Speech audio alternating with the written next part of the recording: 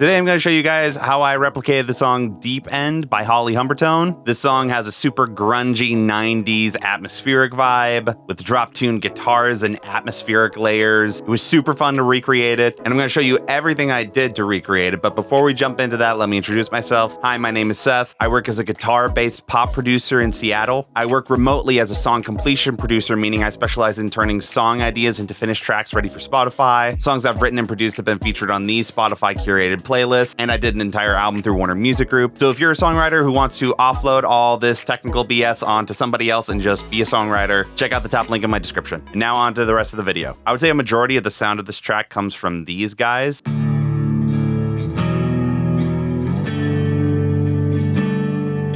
So I got this tone from using this guy, which is my Sterling Music Man with replaced DiMarzio deactivator humbuckers. And I'm running that into Neural DSP's Gojira plugin on this clean jazz preset with a lot of modifications to it, specifically in the EQ range because things can get kind of woofy here. And then I did some post-processing EQ and some compression. The reverb from these tracks is actually coming from plugin itself, so I didn't want to hyper compress them like I normally would because I actually really liked how the reverb in this amp sim sounded, which made it a little bit more difficult, but I like the vibe of it. They're just doing the basic drop D power chord, and then on some of the chords, you add your pinky to that top string. And for those who are in music theory, they know that that turns it from a 5 chord to a 5 add 9, which just gives it a little bit more of a color, especially when they're super low in this register. I'm in drop D, the original is in drop C, I believe, but you get the idea. To add a little bit of color to those chords, I added this guy, which is another take a little bit higher up on the neck.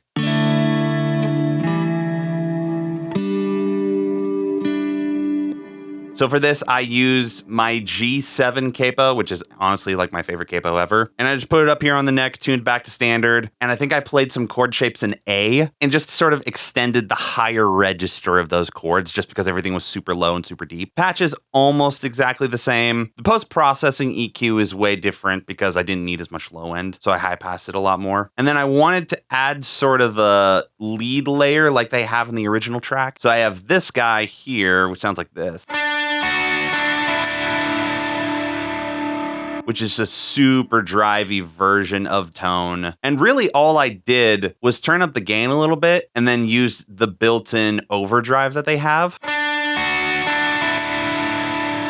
This thing actually has a lot of grit built into it, and these amps play really well with that distortion. If you're ever using these tones and you feel like it's a little bit too harsh, I find that pulling down this 4K range can really help. Also, if things are a bit too woofy, pulling down 65 and the 125, that can help a lot. And the main thing that really helps clean up these tones is on this reverb, you really want to use these EQ knobs because otherwise you're going to get these frequency buildups happening well below the range of the instrument that you're actually playing. And they can make a mix really muddy, especially when you're layering them up like this. Also, this lead electric part is going to some effects sends that I just have as a template in every track that I make. The ROM reverb from Native Instruments and a ping pong H delay from Waves. Next, let's look at the bass.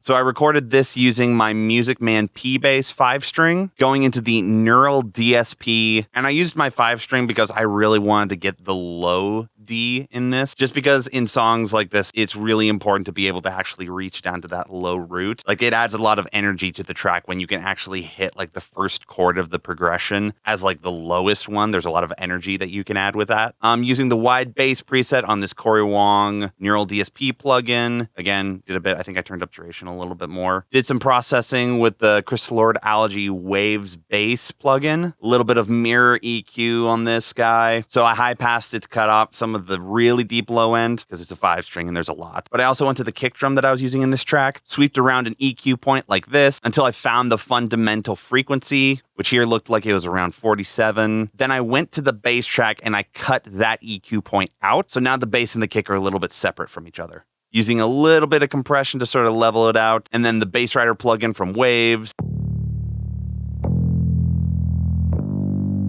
just to sort of level out the performance. Now we're going to get into the weird stuff, which is like all of the synth and sound design elements of the track. So the first thing we have is this guy.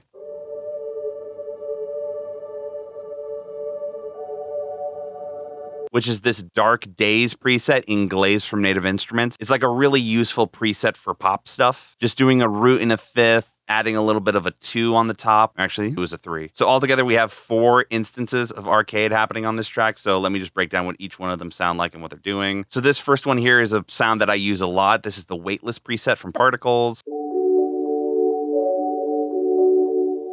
And if I turn the Q and all effects off, it sounds like this. This is actually how I process a lot of the stuff that I use in arcade. I will go into the plugin and I will turn down most of the effects that are like time-based, so delays and reverbs. I will band pass it, which is what you call when you're high passing and low passing. So just that range is being let through. I then wanted to use this kilohertz Haas effect, which is a really nice sort of stereo spreading effect. It's the same thing that Billie Eilish has on a lot of her vocals. And then I'm running it into that same ROM reverb that I'm using on the lead electric. So it has this sort of like chimey toy vibe. And then below that one, we have this guy, which is on the Acoustic Textures preset.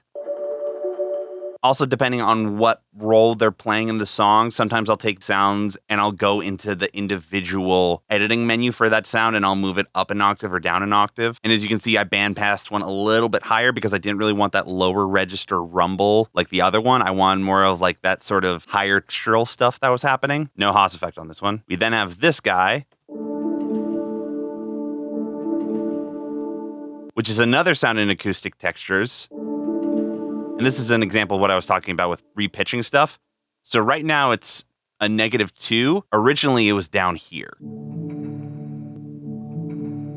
which is super different. And this kept it from being too dark in the mix. And as you can see, this one isn't bandpassed as much as the other ones are. I actually wanted to let this one bleed through the mix a bit more. And then I used some wider from Infected Mushroom and Polyverse just to add some stereo spread. And then this is the weirdest one, I would say. So this is a new addition to Arcade 2. This is called a note kit, which is essentially a synth with like actual keys that you can play, as opposed to what other arcade stuff has been up to this point, which is just kind of loops.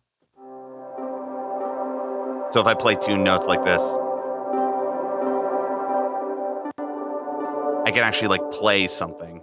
And so what I did with this one is I lowered all of the effects, but I really liked this glitch parameter here. So I just held these 2 notes, and you'll see as I hit play, this glitch thing, I actually moved it up and down with automation.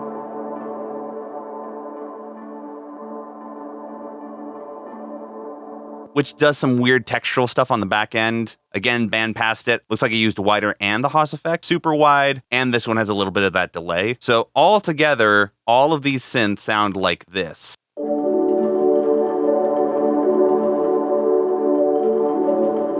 Like when I solo them individually, they don't sound like something that would take up a lot of space in the mix. But when you play the final song and you mute these, a majority of the character of the track actually just disappears. So I'm really happy with how those guys turned out. Now going on to the drums. So again, like normal beats that I do, the kick is outside of a group, and inside that group is pretty much everything else in the track. And on that group, I have this compressor here, sidechain to the kick. So whenever I play the beat,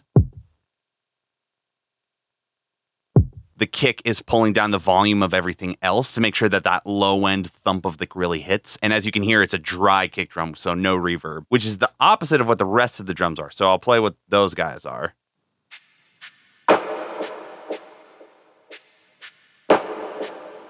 So here's the first sound we have, which is this rim clap.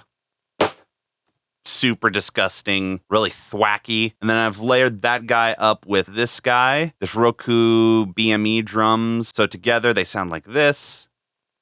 So one of them gets sort of the smack and the other has sort of this tone to it. That.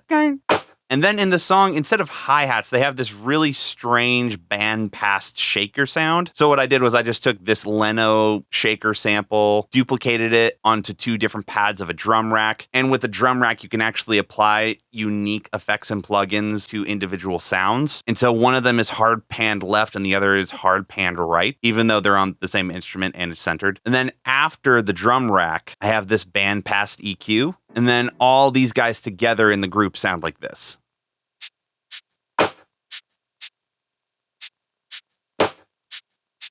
It has this sort of weird vibe to it. On that group, I have them EQ'd a little bit, used some RC20 for some color, and then some Kramer tape to destroy that high end and distort them a bit more. So now they sound like this. Like very lo-fi. And then I threw this whole group into that ROM and stereo delay send. And since the kick isn't in here, we don't need to worry about it messing up with the low end of the track.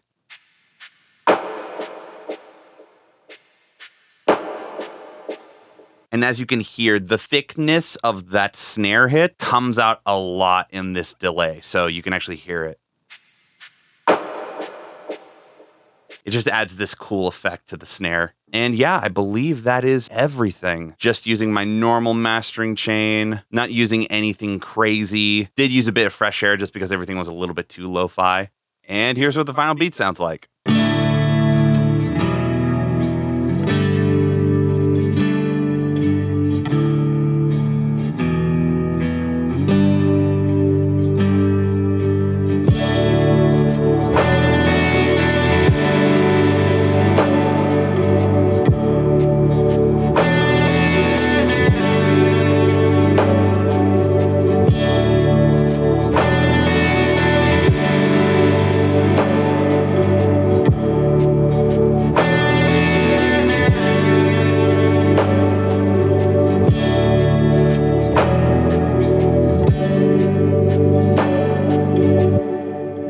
And yeah, that's what the beat sounds like. If you guys have any questions about things that you want me to go in more detail about, leave them in the comments down below. I would love to respond to them. Again, I do one of these videos every Thursday, so if you enjoy this kind of content, hit subscribe, the bell icon, all that stuff below. If you enjoyed this video, go check out the one that I did last week, where I show you how to replicate the sound of Boy Pablo and that fun sort of indie pop, bedroom pop sound. But yeah, I'll see you guys next week.